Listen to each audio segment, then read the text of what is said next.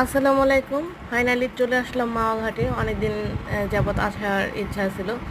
যাই হোক, এখানে এসে ইলিশ মাছ দেখে একদম মনটা ভালো হয়ে গেল, কারণ আমি হচ্ছে গিয়ে ইলিশ মাছ প্রেমিক একটা মানুষ।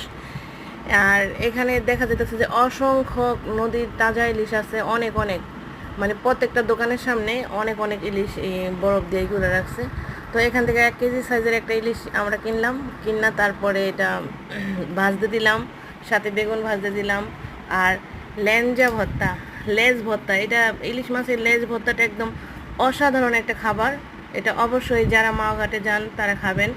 আর হচ্ছে গিয়ে এখানে যে নদীর সামনে বসে খাওয়াটা, এটার একদম কি বলবো, এটা একদম অন্যরকম একটা প্রশান্তি।